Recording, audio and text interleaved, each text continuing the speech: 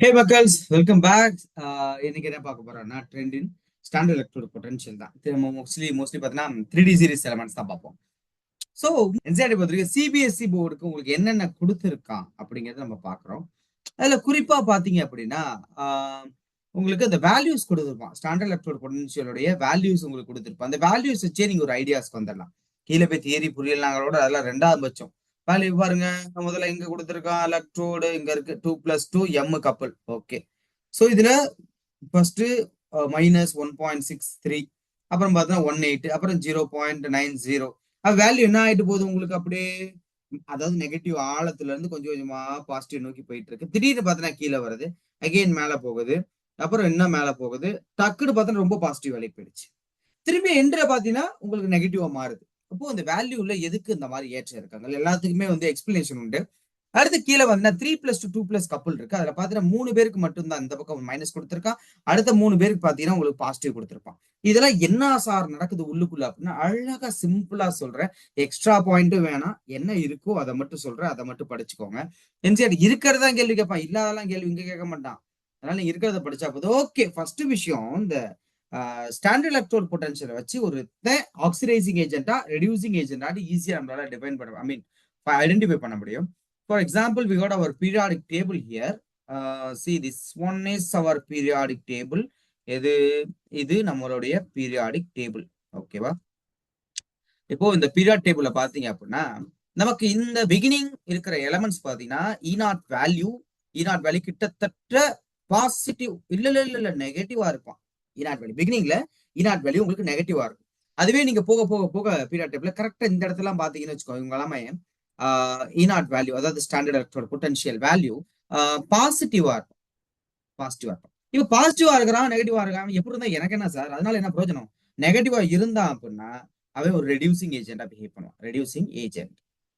அதுவே வந்து பாசிட்டிவா இருந்தா உங்களுக்கு தெரியும் என்ன, ஆக்சிடைசிங் ஏஜென்ட். ஆக்சிடைசிங் ஏஜென்ட் முடிஞ்சு வச்சு. அப்ப பீரியாட் டேபிள்ல சும்மா ஒரு ஐடியா, எலக்ட்ரோட் பொட்டன்ஷியல் வேல்யூ வந்து ஸ்டாண்டர்ட் எலக்ட்ரோட் பொட்டன்ஷியல் வந்து இப்படி இருந்தா இந்த ஏஜென்டா பிஹேவ் பண்ணுவான், இப்படி இருந்தா இந்த ஏஜென்டா பிஹேவ் பண்ணுவான். ஒரு சாதாரண ஐடியா வச்சுக்கோ. இப்ப நடுவுல இருக்கா, நடுவுல இருக்கும்போது நமக்கு என்ன ஆகலாம், ஸ்டார்டிங்ல நெகட்டிவா இருக்கும் வேல்யூ போக போக போக பாசிட்டிவ் நோக்கி போயிட்டு இருக்கும். ரைட், ஒரு சின்ன ஐடியா. இது வந்து நம்ம டோட்டலா பீரியாட் டேபிள்ல பாக்குற ஒரு விஷயம் அப்படிங்கறத சொல்லிட்டேன். ரைட், இப்ப M2+ சொல்லியிருக்காங்கல்ல, அது எப்படி ஃபார்ம் ஆகும் முதல்ல? இது வரைக்கும் நம்ம எழுத்து கொண்டு வரணும். இந்த M2+ வரைக்கும் இதை கொண்டு வரணும். ஏன்னா இங்க 2+ வந்து M மாறப்போகுது. அப்ப இங்க 2+ எங்க இருந்து வந்துச்சு? நல்லா கவனிச்சுக்கோங்க, சில விஷயங்கள் சொல்றான். M சாலிடா இருக்கா, இந்த சாலிட கேசியஸா மாத்தணும். ஏன்னா அது அயானா மாத்தணும், அதுக்கு முதல்ல கேசியஸா மாத்தணும். அப்ப கேசியஸா மாத்தணும்னா எந்தால்பி ஆஃப் அட்டமைசேஷன். அப்ப என்ன ஆயிடுச்சு, M பிகம் கேசியஸ். இப்ப இந்த கேஸ் என்ன மாத்தணும், அயானா மாத்தணும். அப்ப அந்த ப்ராசஸ் பேர் என்ன, அயனைசேஷன் எனர்ஜி. அப்போ M பிகம் பிளஸ் ஒரு அயான். இப்போ நமக்கு என்ன, 2+ மாத்தணும். அப்போ இன்னொரு ionisation energy, which means second ionisation energy, it become M2+. Okay, இதுக்கு அடுத்து ஒரு ப்ராசஸ் இருக்கு சார். என்ன சார்? எஸ், இது எல்லாமே வந்து நம்ம எனர்ஜி கொடுத்தது. அந்த சிஸ்டம் எனர்ஜியை வாங்குறான். அந்த எலமெண்ட் பாத்தீங்கன்னா எனர்ஜியை வாங்குறான். அப்போ எனர்ஜி அப்சார்ப் பண்றான். அப்சார்ப் பண்றான்னா டெல்டா ஆச்சு உங்களுக்கு என்ன வரும், டெல்டா, இது டெல்டாவே கிடையாது. Okay, delta H equal to absorb பண்றான் அப்படின்னா பாசிட்டிவ் எண்டோதெர்மிக். இப்ப இதுக்கு அடுத்து ஒரு ப்ராசஸ் வருது, என்ன அப்படின்னா இந்த இவ்வளவு நேரம் நம்ம எனர்ஜி கொடுத்தோம், இப்போ அந்த எனர்ஜி அவன் திருப்பி கொடுப்பான் அப்படின்னா ஹைட்ரேஷன் ப்ராப்பர்ட்டியால. அப்ப அந்த M2+ ஏக்வஸா மாறணும், வாட்டர் மாலிகுல் சரௌண்ட் பண்ணும். அப்ப hydration, delta hydration. Okay, hydration enthalpy. இந்த process delta H equal to negative release பண்ணும். அப்ப இவ்வளவு நேரம் எனர்ஜியை வாங்கினவன் இந்த இடத்துல எனர்ஜியை ரிலீஸ் பண்ணும். இப்ப ரிலீஸ் பண்றான் இல்லையா, இந்த எனர்ஜி முன்னாடி கொடுத்தது எல்லாத்தையும் காம்பன்சேட் பண்ணிட்டா அது பிரச்சனை இல்லை. காம்பன்சேட் பண்ண முடியலன்னா அதுதான் பிரச்சனை. அதுலதான் கொஸ்டின் ரைஸ் ஆகும். எப்படி எப்படி எப்படி enthalpy of atomisation, ionisation energy first second எல்லாத்துக்கும் நம்ம கொடுத்த எனர்ஜியை இந்த ஃபைனலா அந்த ஹைட்ரேஷனால ரிலீஸ் ஆகுது பதிலாக இது வந்து காம்பன்சேட் பண்ணணும். பண்ணிட்டா டசன்ட் மேட்டர், ரெகுலரான ட்ரெண்டுக்கு போயிடும். பண்ணலன்னா ட்ரெண்டு எக்ஸப்ஷனலா மாறும். எங்க மாறும் சார், வெயிட் பண்ணிட்டே வாங்க சொல்றேன். இப்ப அப்படியே கீழே போவோம், இந்த இடத்த அழைச்சிக்கும், கொஞ்சம் கேப் விட்டுப்போம். யா, சோ தியரி வாங்க, தியரியை பார்ப்போம். இங்க என்ன கொடுத்துருக்கான், வழக்கமா உங்களுக்கு வந்து இந்த வேல்யூஸ் எல்லாம் கொடுத்துருக்கான் அப்படிங்கறத வந்து ஃபர்ஸ்ட் பேரா கொடுத்துட்டு செகண்ட் பேரா யூனிக் பிஹேவியர் ஆஃப் காப்பரை பொறுத்த வரைக்கும் என்ன சொல்றான் அப்படின்னா positive standard electrode potential value. So hydrogen தான் நமக்கு வந்து ஸ்டாண்டர்ட், அதாவது 0.0 வோல்ட். இவனுக்கு மேல யார் அப்படின்னா பாசிட்டிவ்ல இருப்பாங்க. இவங்க எல்லாம் யாரு அப்படின்னா ஆக்சிடைசிங் ஏஜென்டா பிஹேவ் பண்ணுவாங்க. இவனுக்கு கீழே யார் அப்படின்னா நெகட்டிவா இருப்பாங்க. நெகட்டிவ்ல யாருன்னா ரெடியூசிங் ஏஜென்டா பிஹேவ் பண்ணுவாங்க. இது ஒரு ஆர்டர் மாதிரி நம்ம ஃபாலோ பண்ணுவோம். சரி, இப்போ என்னாச்சு அப்படின்னா inability to liberate H2 acid, அதாவது சிம்பிளா ஒரு காப்பர் எடுத்துக்கிறீங்க. காப்பர் கூட யார் அப்படின்னா ஒரு ஆசிட் எடுத்துக்கிறீங்க, HCl. இப்போ என்ன ஆச்சு, இங்க வந்து H2 கேஸ் வெளியே போகுமா அப்படின்னு பாத்தீங்கன்னா வாய்ப்பு இல்லை ராஜா, வெளியே போகாது.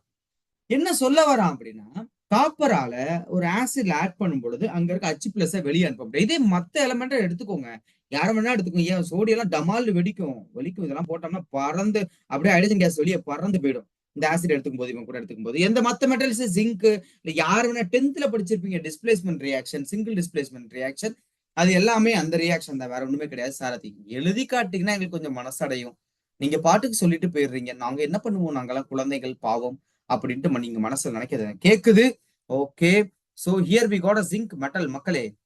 C here we got a zinc plus react with HCl. இப்போ என்ன ஆகுது, காப்பர் கூட போட்டா அந்த ரியாக்ஷன் நடக்காது, ரைட்? இந்த ரியாக்ஷன் நடக்காது, இதே மாதிரி ரியாக்ஷன் நடக்காது. here we got a ZnCl2 plus H2 gas. H2 gas வெளியே பறந்துடும். எங்க சார் இடிக்குதே, இடிக்காது, இப்ப கரெக்டா இருக்கும். எஸ், அவ்வளவுதான், சிம்பிளான விஷயம், வேற ஒன்றும் கிடையாது. இப்ப ஏன் வந்து லிபரேட் பண்ண மாட்டா அப்படின்னா காப்பருடைய electrode potential value, standard reduction potential value or electrode potential value positive. பாசிட்டிவா இருக்கும்போது நல்லா கவனிங்க, பாசிட்டிவா இருக்கும்போது என்ன சொன்னேன், இங்க பாருங்க, யார் ரெடியூசிங் ஏஜென்டா பிஹேவ் பண்ண முடியும்னா இவன் கீழே இருக்க வந்து ரெடியூசிங் ஏஜென்டா பிஹேவ் பண்ண முடியும். அவன் தான் எலக்ட்ரானை கொடுக்க முடியும். ஆசிட்ல ஹைட்ரஜன் H+ இருக்கு. ஒரு ஆசிட் எடுத்துக்கிட்டீங்க அப்படின்னா ஹைட்ரஜன் H+ இருக்கு. இவனுக்கு எலக்ட்ரான் ஒருத்தன் கொடுக்கணும், கொடுத்தாதான் இவன் என்ன மாறுவானா, உங்களுக்கு நியூட்ரலா மாதிரி வெளியே போவான் கூட சேர்ந்து. இப்ப என்னாச்சுன்னா கொடுக்கறதுக்கு ஆள் கிடையாது, காப்பரால கொடுக்க முடியும், எடுக்க தான் முடியும்.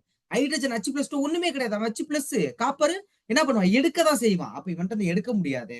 சோ இவனு எம்டி, கொடுக்கறதுக்கு மனசு கிடையாது, ஏன்னா எலக்ட்ரோட் பொட்டன்ஷியல் வேல்யூ பாசிட்டிவ், அதனால எடுக்கிற டெண்டன்சி மட்டும் தான் இருக்கு. அதனாலதான் ஒரே வார்த்தை தான் என்னன்னா காப்பரால ஒரு ஆசிட்ல இருந்து H+ லிபரேட் பண்ண முடியாது.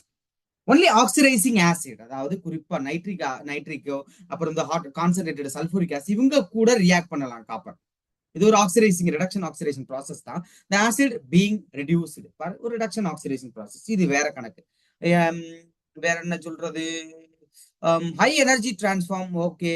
Not balanced by its hydration enthalpy, என்ன சொல்றாங்க, நாட் பேலன்ஸ்டு பை, அதுதான் இங்க வர, அதுதான் இங்க delta H equal to negative. இவன் ரிலீஸ் ஆகிற எனர்ஜி, இது ஆல்ரெடி 3 ப்ராசஸ்ல நம்ம கொடுத்த எனர்ஜி என்ன ஆகுது, பேலன்ஸ் ஆகல. ஓகே, உங்களுக்கு என்னாச்சு, இந்த எனர்ஜி பேலன்ஸ் ஆகல. இவன் ரிலீஸ் பண்ற எனர்ஜியால இவனை பேலன்ஸ் பண்ண முடியல. ரிலீஸ் பண்ற எனர்ஜியால இவனை பேலன்ஸ் பண்ண முடியல. ஏன் பண்ண முடியல அப்படின்னா சிம்பிளான ஒரு கான்செப்ட் சொல்ற, கப்புன்னு பிடிச்சுக்கோங்க. வேற கலர் மாத்திக்கோங்க.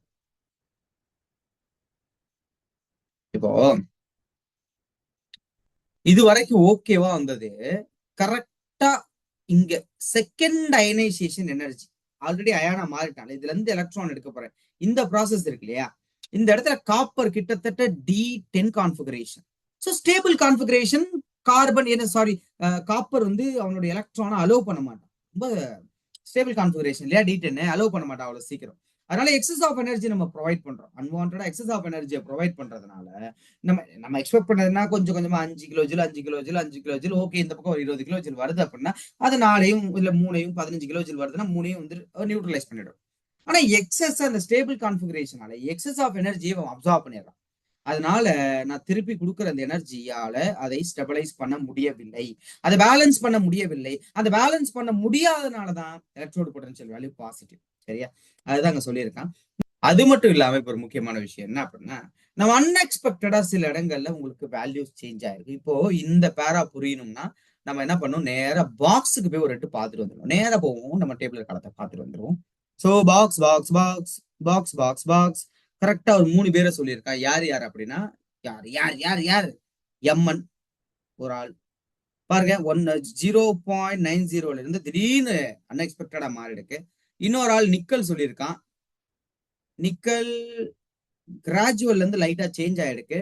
இன்னொரு ஆள் யார் அப்படின்னா ஜிங்க், பாருங்க பிளஸ்க்கு அப்புறம் திருப்பி நெகட்டிவ் நோக்கி ஓடி இருக்கு. சோ என்ன ரீசன், என்ன என்ன என்ன ரீசன் சார் அப்படின்னு கேட்டீங்கன்னா, நேரா கீழே வந்தோம்னா அந்த இடத்துல பெருசா சொல்லியிருக்க மாட்டான். MnD5 configuration is the reason அவனுடைய அந்த வேல்யூக்கான change. The next one is nickel for hydration enthalpy, for hydration enthalpy. Then finally, zinc is D10 configuration. D10 configuration. இந்த ரீசனால தான் இவங்க 3 பேரும் நம்ம எக்ஸ்பெக்ட் பண்றதை விட கொஞ்சம் வித்தியாசமா இருக்கா, வேற ஒன்றும் கிடையாது.